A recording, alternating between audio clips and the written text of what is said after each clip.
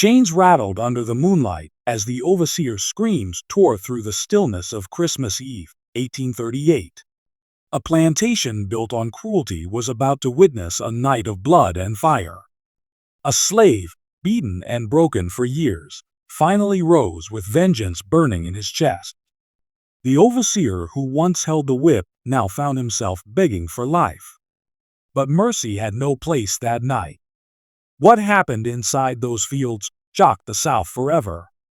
The story begins in Georgia, 1830s, where endless cotton fields stretched across the horizon. The land belonged to Master William Hargrave, one of the wealthiest planters in the county, a man who measured his worth not in kindness or faith, but in acres of land and the number of slaves he owned. To the outside world, he was respected. At the local church, he sat proudly at the front pew, giving donations and pretending to embody Christian virtue. But behind the towering gates of his plantation, the truth was far darker. Hargrave's wealth had been built on the backs of men and women who had never tasted freedom. Among them was a tall, broad-shouldered slave named Samuel. Born in chains, Samuel had never known a world outside the plantation's fences. He came into this world already owned, already branded, his fate decided by the greed of others. His earliest memories were filled with pain, the sharp sting of being separated from his mother's arms when he was barely old enough to walk, the sound of chains dragging across dirt, and the cruel voice of the overseer barking orders that would shape his childhood. By the time Samuel was 10, his hands were already hardened from picking cotton, his back marked by scars from whippings he could not even remember the reasons for. At 15, he watched his mother collapse in the fields under the burning sun. She was forced back to her feet with the crack of a whip, but her body could take no more. That night, she died in her shack, leaving Samuel with a grief that never left him. Only 3 years later, another blow came. His younger sister Leah, barely 14, was sold to another plantation miles away. Samuel remembered her crying as she was dragged away in chains, her hands reaching desperately for him, her voice screaming his name until the wagon carried her out of sight. That night, Samuel sat alone, staring into the fire, his fists clenched, vowing that one day, someone would pay for the pain inflicted on his family. Life under overseer Silas Crow made sure that vow never faded. Crow was not just cruel, he was sadistic. He was a thin, vulture-like man with a hooked nose and cold, calculating eyes that seemed to take pleasure in suffering. His whip was his voice, his authority, his power. And he used it without hesitation. Crow believed Samuel was dangerous. Even as a young man, Samuel's height, strength, and silent defiance made him a threat. While other slaves bowed their heads quickly, Samuel's eyes often lingered too long, his silence too heavy. Crow singled him out, determined to break him completely. If a row of cotton was not full enough, Samuel was whipped. If another slave stumbled, Samuel was punished for not helping. If Crow simply had a foul temper, Samuel was his target. Every lash carved more than scars, it carved memories. The taste of blood in his mouth. The sound of laughter from white men who watched as if it were entertainment. The smell of sweat and dirt as he collapsed to the ground. These moments, repeated again and again, burned deep into Samuel's soul until all that remained was anger. The mistress, Evelyn Hargrave, carried herself with the appearance of piety. She spoke often of faith, of charity, of the goodness of Christian life. Yet her version of faith was selective. On Sundays, she dressed in fine silk and sat in the plantation's pew, nodding along to sermons about mercy and compassion. But when the overseer's whip cracked in the fields, she turned away. At Christmas, she arranged feasts that glittered with roasted meats, fine wine, and music, while the slaves who served her ate nothing but scraps, their stomachs aching as they sang hymns of joy they did not feel. For Samuel, Christmas was the cruelest time of year. It was a season when the gap between slave and master felt widest, when songs of peace and love clashed against the screams that still echoed in the quarters. He remembered years when the overseer forced slaves to sing carols in front of the guests, their voices trembling, their bodies weak, while laughter and feasting filled the great hall. Every hymn was a mockery, every cheer another insult. But Samuel endured. He endured because he had no choice. He endured because to show defiance openly meant death. Yet with each passing year, the fire inside him grew hotter. By the time he reached his late 20s, Samuel was not just a man of muscle, he was a man of purpose. Quiet, watchful, carrying a storm within. In the slave quarters, he became a silent leader. The others respected him not for his words, for he spoke little, but for his strength, his endurance, and his unbroken spirit. Around the fires at night, the elders whispered stories of rebellion, of men who had poisoned their master's food, of slaves who had risen with knives and fire, of uprisings crushed and blood spilled. Samuel listened, his mind recording every detail. He knew the risks. He knew how many had died for daring to fight back. But he also knew that the overseer's reign of terror could not last forever. In 1838, everything changed. The cotton yield that year was poor, and Master Hargrave's fury turned into harsher demands. Overseer Crow's punishments grew even more vicious. It was not enough for him to whip. He began inventing humiliations, forcing men to crawl in the dirt, forcing women to beg for mercy while he laughed. Samuel became his favorite victim. Crow seemed determined to prove that the strongest slave could be broken. But Crow misjudged the man he sought to destroy. For Samuel, every new cruelty did not weaken him, it sharpened him. He began to watch Crow carefully, noticing how the man drank heavily at night, how he strutted carelessly during the winter months when the work slowed, how his arrogance blinded him. And then came the announcement. The Hargraves would host their annual Christmas Eve feast. The mistress would decorate the great hall, neighbors and fellow planters would attend, and the slaves would once again be forced to serve food, pour wine, and sing carols while hunger gnawed at their bellies. Overseer Crow would, as always, be drunk and boastful, his whip still hanging at his side like a serpent ready to strike. For most slaves, it was another night of humiliation.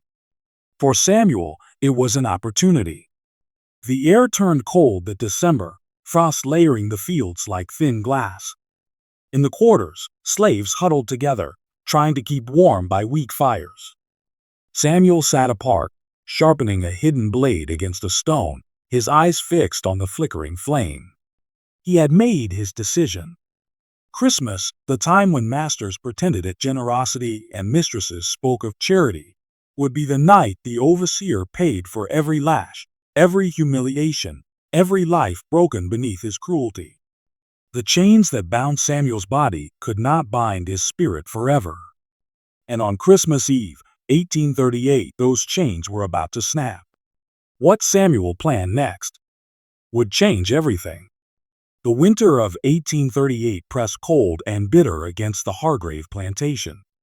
Frost clung to the fields, the cotton stalks now bare, the land quiet except for the sound of chains dragging and the distant bark of dogs. Work never truly stopped, even in the coldest months. Repairs, hauling, and endless labor filled the days, while the overseer's eyes watched constantly. For the slaves, there was no season of rest, no reprieve from the endless cycle of servitude. Overseer Silas Crow thrived in these months. With the harvest completed, his energy turned from managing production to tightening his control. He had always ruled by fear, but in these weeks leading up to Christmas, his cruelty became more deliberate, more personal. It was as if he sensed rebellion brewing, and he wanted to crush it before it even had a chance to breathe. Samuel, with his height and strength, remained Crow's favorite target. One morning, the frost still glittering on the ground, Samuel was ordered to haul massive barrels of water from the well to the big house. His hands were raw, his breath clouded in the air, and the barrels were heavier than a man should carry alone. Yet Crow demanded speed, screaming at Samuel with every step. When Samuel slowed, the whip cracked across his back, tearing through his thin shirt. "Faster, mule," Crow sneered, his voice slicing through the cold. "Or I'll have you crawling on all fours before the mistress herself." Samuel clenched his jaw, refusing to respond. His silence was a shield, but also a spark. Crow hated silence. He thrived on fear, on screams, on breaking men until they begged. Samuel's quiet defiance was an insult he could not bear. That night, Samuel's wounds burned, but his rage burned hotter. Around the fire in the quarters, the other slaves whispered their fears. Some begged him to stay quiet, to endure, to avoid drawing more wrath. Others, weary and broken, dared to hope that maybe Samuel could do what they only dreamed of: strike back. The days grew shorter, nights longer, and Crow's cruelty escalated. He beat a young boy, barely 12, for spilling a bucket of corn. He forced an old man to kneel in the mud for hours as punishment for stumbling. But the worst was reserved for Samuel. Crow invented new humiliations, making Samuel work alone in the cold, binding his hands while others labored, whipping him for imagined mistakes. Each act pushed Samuel closer to the edge. His body carried fresh scars, but his spirit had become unshakable. Every lash carved a new promise in his mind. This would not continue forever. As Christmas Eve approached, the plantation buzzed with preparations for the feast. The mistress ordered garlands hung in the hall, candles placed in every window, and tables filled with roasted meats, pies, and wines imported from Europe. Guests were invited from miles around, planters and their wives eager to indulge in luxury while speaking of Christ's birth. For the slaves, Christmas Eve was no celebration. It was a night of humiliation. They were ordered to polish silver until their fingers bled, to scrub floors until they shone, to prepare dishes they would never taste. Samuel and others were told they would serve in the hall, pouring wine and standing silently as the masters feasted. But Samuel's thoughts were not on servitude. They were on Crow. That night, as Samuel hauled wood for the great fire in the hall, Crow cornered him near the stables. The overseer reeked of whiskey, his eyes glinting with malice. "You think you're strong, don't you?" Crow spat, jabbing a finger into Samuel's chest. "But strength means nothing when I've got this." He lifted the coiled whip with a sneer. "Remember, boy, one word, one look I don't like, and I'll lay you bare before the mistress and her guests. I'll see you hanged before New Year's if it pleases me." Samuel said nothing. His silence infuriated Crow more than words ever could. With a sudden snarl, Crow lashed the whip across Samuel's shoulder, leaving a jagged cut. Then he laughed, staggering back toward the house. Blood soaked through Samuel's shirt as he stood alone in the cold. His chest rose and fell with deep, controlled breaths. He had been beaten countless times before, but this was different. Crow's laughter echoed in his ears, and in that sound Samuel heard not just cruelty, but arrogance. Arrogance that blinded the overseer to danger. Arrogance that made him careless. That was when Samuel knew with absolute certainty. Christmas Eve would not end with songs and laughter. It would end with blood. The hours leading up to the feast passed slowly, every moment thick with tension. In the quarters, Samuel sat by the fire, sharpening his hidden blade on a stone, the metallic scrape steady and quiet. The others watched him in silence, fear and hope mingling in their eyes. They knew something was coming. They could feel it in the air, like a storm building on the horizon. Outside, snow began to fall lightly, dusting the fields in white. The great house glowed with candlelight, music drifting faintly across the cold night. Carriages arrived one by one, guests stepping out in fine coats, their laughter carried on the wind. Inside, the tables groaned under the weight of food, and the mistress fussed over every detail. But in the shadows of the quarters, Samuel waited. His heart beat steady, his mind clear. Every memory of his mother's death, of Leah's screams, of Crow's whip, burned like fire inside him. He was not afraid of what was to come. He welcomed it. As the church bells in the distance began to toll for the holy night, Samuel rose to his feet. The blade gleamed faintly in the firelight, and the chains around his wrists clinked as he moved. The overseer believed himself untouchable. But before the night was over, he would learn that even the strongest chains can be broken, and that revenge, once awakened, could not be stopped. What Samuel did next would leave the plantation in shock forever. The night of Christmas Eve, 1838, descended heavy and cold. Snow fell lightly over the Hargrave plantation, blanketing the fields in white silence. But inside the big house, silence had no place. The great hall was alive with laughter, the clink of glasses, and the sound of fiddles playing cheerful tunes. Candlelight flickered against polished wood, casting golden warmth over tables heavy with roasted turkeys, hams glazed with honey, sweet pies, and steaming bread. The smell of wine and meat filled the air. The guests, planters, and their wives, dressed in their finest clothes, lifted their glasses to toast prosperity. They sang hymns of joy, spoke of Christ's birth, and congratulated one another on their wealth. Every word dripped with hypocrisy. At the edge of the hall, silent and nearly invisible, stood Samuel. Alongside other slaves, he poured wine, carried platters, and obeyed without speaking. His shirt was clean but thin, his shoulders still raw from the overseer's whip. To the guests, he was nothing more than a shadow, a tool, a nameless figure serving their feast. But inside Samuel, a storm raged.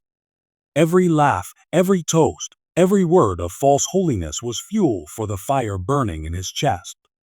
He watched Overseer Crow closely. The man was already drunk, staggering with a goblet in hand, boasting loudly about the year's work, about his control over the slaves, about how not even the strongest among them dared defy him. Each boast drew laughter from the guests, their amusement at cruelty slicing deeper than any whip.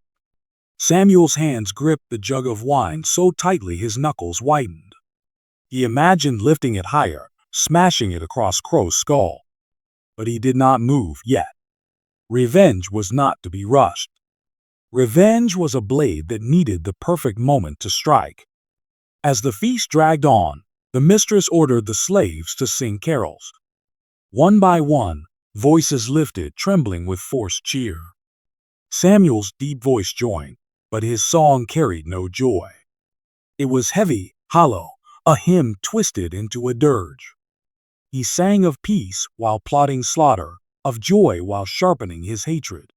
When the last carol ended, the guests clapped politely, oblivious to the pain behind the voices. Samuel stepped back into the shadows, his eyes never leaving Crow. Later, as the night grew late, Crow left the hall. Stumbling into the cold air, he muttered curses, his breath thick with alcohol. The whip still hung at his side like a trophy.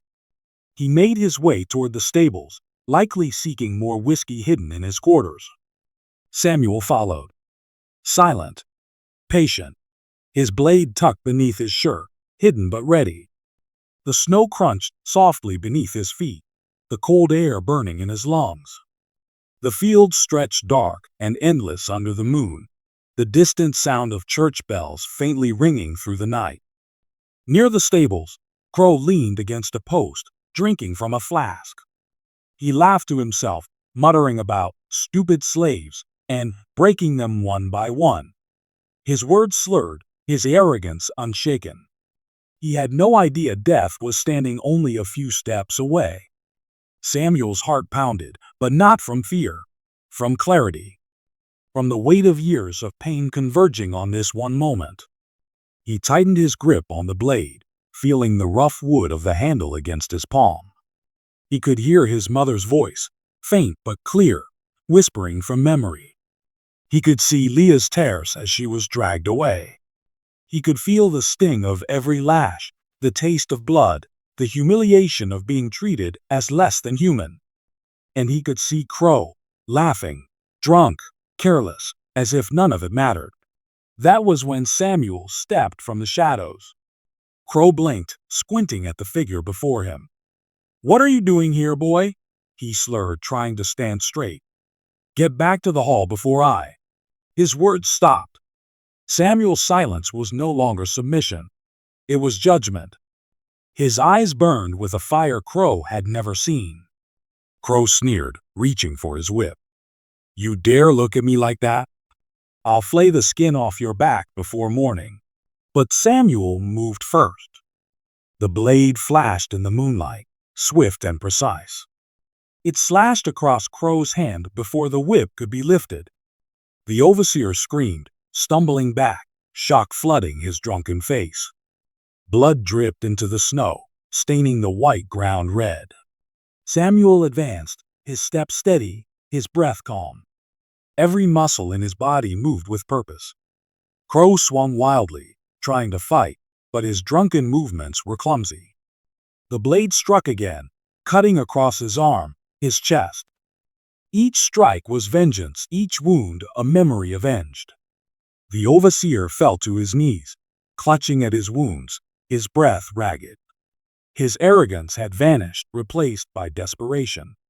"Please, don't," he stammered, blood soaking through his shirt. I'll let you go. But Samuel knew mercy had no place here. Mercy had died long ago, with his mother, with Leah, with every lash that tore his flesh. Samuel lifted the blade high, his shadow towering over the broken overseer. The snow around them glistened crimson under the moonlight. Crow's screams carried through the night, echoing across the fields. Back in the hall, the guests paused, frowning at the sound. Some dismissed it as drunken shouting. Others laughed, assuming Crow was brawling with a slave. None of them understood that in that very moment, the balance of power on the plantation had shifted forever. Samuel's final strike was swift, brutal, decisive. The overseer collapsed in the snow, his body still, his blood steaming in the cold air. For the first time in his life, Samuel stood unchained, not because the iron was gone, but because the fear had vanished. He looked down at Crow's lifeless body, and in that silence, he felt something he had never known before. Freedom, if only for a moment. The night was far from over. The guests still feasted, the master and mistress still lived, and the slaves still suffered in silence. But the overseer, the man who had ruled with cruelty, who had delighted in breaking spirits, was gone. Slaughtered on Christmas Eve. Samuel wiped the blade clean on the snow, his breath visible in the cold air. He knew what this meant. There would be no forgiveness, no mercy from the masters. The world would call it rebellion, and rebellion was punished with death. But Samuel was past caring. For him, this was not just vengeance, it was justice. And justice, once awakened, demanded more. What Samuel did next would set the entire plantation ablaze. The night of December 24, 1838, was wrapped in a stillness that felt unnatural. The air was crisp, the stars above glimmered faintly, and the faint hum of Christmas hymns floated from the big house where the mistress and her guests gathered. Laughter spilled into the cold air, mixed with the clinking of glasses and the smell of roasted meat drifting from the grand kitchen. It was the overseer's favorite time of year, the Christmas Eve feast. And it was also the night Samuel had chosen. He had carried the weight of his suffering for years. But tonight, the chains were not only iron around his wrists, they were fire in his heart, guiding his every step. Samuel's hands trembled slightly as he worked in the kitchen, serving trays of steaming food. He kept his head bowed, eyes fixed on the floor. The mistress laughed loudly, clapping her jeweled hands as guests raised their glasses. Overseer Carter, already flushed with drink, strutted about, barking orders at the slaves like a master of ceremonies. His whip dangled from his belt, but tonight, Samuel knew it would not be used. Tonight, that whip would fall silent. What no one knew was that Samuel had already prepared. Days before, while fetching water from the creek, he had found the jagged remains of a broken blade, a piece of metal rusted, but sharp enough if handled right. He had hidden it beneath the loose planks of the slave quarters, wrapping it in cloth to muffle its glint. Tonight, it lay tucked inside his sleeve, heavy against his skin, pulsing like a heartbeat. As the feast roared on, Samuel's mind drifted to the years of torment. Carter's whip striking his back. The memory of another slave, young Isaac, collapsing after being beaten for dropping a bucket. The mistress sneering, mocking Samuel's broken shoes as though his suffering was entertainment. Each memory was a coal tossed into the furnace of his resolve. Carter raised his goblet high. To the finest plantation in all of Georgia. He boomed, his voice slurred. The guests cheered. Wine splashed, candles flickered, and a hymn of carols rose from the parlor where the younger women played piano. But in the shadows of the kitchen doorway, Samuel's breathing deepened. He could feel the night calling him, feel the rage boiling over. The overseer stumbled toward the hallway, motioning for Samuel to follow with another tray of food. Samuel obeyed, his eyes lowered, but his steps steady. The corridor was dim, lit only by flickering oil lamps, and the sound of distant laughter faded as Carter pulled him aside. "You walk too slow," Carter hissed, gripping Samuel's shoulder hard. The smell of liquor clung to him. "Maybe I ought to remind you who keeps you alive, boy." His hand reached instinctively for the whip at his waist. And that was the moment. In one swift motion, Samuel's hand darted into his sleeve. The jagged blade flashed in the lamplight. With a strength born from years of suppressed fury, Samuel drove the metal upward, slashing across Carter's throat. The overseer's eyes widened in shock, his mouth opening but no words escaping, only a gurgle of blood. Carter stumbled, clutching at his neck, but Samuel did not stop. The rage inside him erupted like a storm. He slashed again, and again, each strike echoing with the memory of every lash he had endured. Carter's body collapsed against the wall, the blood painting the white plaster crimson. The sound of the overseer's body hitting the floor was muffled by the distant singing from the parlor. Samuel stood over him, chest heaving, the blade slick in his hand. For the first time, the overseer was silent. For the first time, Samuel was free from his whip. But freedom demanded more. Samuel dragged Carter's lifeless body toward the storage room, the chains at his ankles rattling with every step. His arms strained, but his resolve held strong. Inside the storage room, the scent of kerosene filled his nostrils. Barrels of oil stood stacked along the walls. Samuel's mind sharpened. Tonight, not just the overseer would fall, but the entire house of cruelty. He dipped a rag into the kerosene, wrapping it around a candle stub. His hand shook as he struck flint against stone, sparks hissing until the rag caught fire. The flame danced wildly, crackling as if it too hungered for vengeance. Samuel whispered under his breath, "For Isaac, for my mother, for every chain you bound me with." Then, with a swift motion, he hurled the burning rag into the barrels. The explosion of fire was instant. Flames roared, leaping up the wooden walls, devouring the room with furious hunger.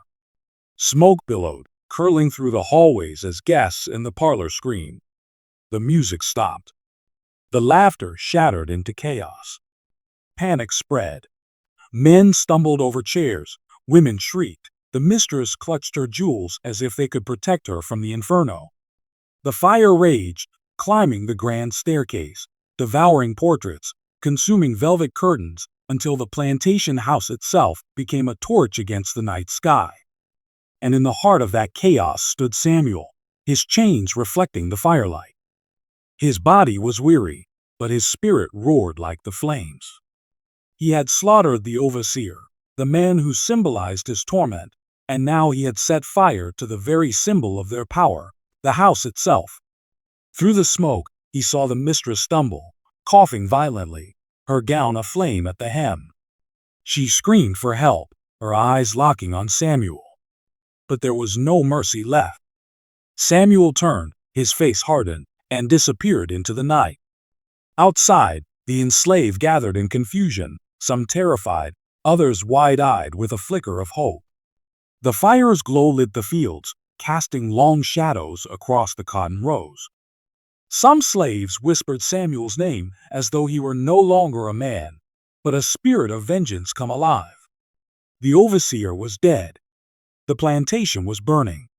Christmas Eve, once a night of joy for the masters, had become a night of reckoning. But what Samuel did next would shock everyone. The fire raged deep into the night, a roaring inferno that lit the sky like a second sun. The once proud plantation house, a towering symbol of wealth and cruelty, was reduced to a skeletal frame of charred beams and collapsing stone. Screams had faded into silence, drowned by the crackling of flames and the crash of falling timbers. By dawn, only smoldering ruins remained. Samuel stood at the edge of the forest, his chest heaving, his body slick with sweat and ash. He watched from a distance as the plantation burned to its bones. The overseer lay dead in the fire's heart, the mistress's cries lost in the storm of smoke. The empire that had chained him was reduced to ashes. For the first time in years, Samuel felt the night air on his skin without fear. Yet freedom was not simple. His act of rebellion had carved his name into both hope and doom. By morning, word had spread. Neighbors arrived on horseback, their faces pale with horror at the sight of the destroyed estate. They found the mistress's remains, charred and unrecognizable, and the overseer's body, his throat slashed. The conclusion was clear: a slave had risen in rebellion. Fear gripped the white settlers of the county. They spoke of vengeance, of swift justice. The flames of the plantation were not only smoke in the sky, they were a warning of what could happen if the enslaved chose to rise. The militia was summoned before the sun reached its height. Dogs were unleashed, rifles loaded, and the hunt began. Samuel had fled deeper into the swamps, his bare feet sinking into the mud, his breath ragged as he pushed through thick reeds. Every snapping twig behind him echoed like a gunshot. He knew the overseer's death would not go unanswered. To kill a man of power, to burn a house of wealth, such rebellion demanded blood in return. Yet Samuel also knew he could not turn back. He would rather die in the wilderness than return to chains. For days he moved through the marshes, living off roots and stolen corn from distant fields. At night, the stars above seemed brighter, guiding him like lanterns through the darkness. But behind him, always, were the dogs. Their howls tore through the stillness, growing closer with each passing day. On the fifth night, Samuel stumbled across an abandoned church deep in the forest, its roof sagging, its windows shattered. He stepped inside, collapsing onto the wooden floorboards. The silence was heavy, broken only by the whisper of wind through broken glass. He closed his eyes and saw the faces of the enslaved he had left behind, the children who whispered his name, the men who had carried scars like his, the women who sang songs of sorrow under the moonlight. Had he doomed them by his act? Or had he given them hope? In the days that followed, the militia captured slaves from the surrounding plantations, interrogating them, torturing them for Samuel's whereabouts. Some were whipped, others chained, until their voices cracked with confessions. Samuel had become more than a man. He was a symbol of fear for the masters, and of defiance for the enslaved. And symbols, the masters knew, could not be allowed to live. The dogs found him near the riverbank at dawn. Exhausted, weak from hunger, Samuel stood his ground as the militia closed in. Rifles aimed at his chest, their leader barked an order: surrender. But Samuel did not kneel. He lifted his head high, his eyes fixed on the horizon, where the first light of Christmas morning painted the sky with gold. "Better to die standing," he whispered, "than to live chained." The gunshots shattered the air. Samuel fell, his body collapsing into the mud, but his spirit did not bow. Even in death, he had claimed something no overseer could take: his dignity, his defiance. The militia dragged his body back to the ruins of the plantation. There, Before the surviving slaves, they hanged his lifeless form from a scorched tree, a warning to all who might dare to rise. His body swung in the cold wind, a grim spectacle meant to crush rebellion before it spread. The masters called it justice. But for the slaves who watched in silence, it was something else. It was memory. It was fire. It was the image of a man who had struck back against the whip, who had dared to slaughter the overseer, who had turned Christmas Eve into a night of reckoning. For years after, whispers of Samuel lived on in the quarters. Around the fires at night, children would ask, "What happened on the Christmas when the house burned?" And the elders would tell them, their voices hushed but strong. "One of us stood up. One of us fought back." His name became a quiet prayer, a secret song passed from mouth to mouth, heart to heart. Even as overseers tightened their grip, even as chains grew heavier, the memory of Samuel's rebellion smoldered like embers in the soul of the enslaved. To the masters, he was a criminal, a murderer, a cautionary tale of why slaves must be kept in fear. But to his people, he was proof that the whip could be broken, that the overseer could bleed, that chains were not forever.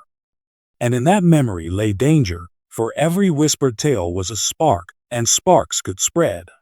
History may not write Samuel's name in the grand ledgers of men, but in the hidden songs of the enslaved, his legacy endured. He was the man who slaughtered the overseer, the man who set fire to the plantation, the man who refused to die in silence. His rebellion on Christmas Eve 1838 became a shadow that haunted the masters and a flame that guided the enslaved. Even as his body swung lifeless from the charred tree, his spirit was already free. And so the story ends, not with silence, but with a question that echoes through time. When chains weigh heavy, when cruelty reigns, when hope seems buried alive, what would you do? Would you bow? Or would you rise, as Samuel did, in fire and blood, to claim a night of vengeance? Because sometimes, even in the darkest night, one man's rebellion can set the world alight.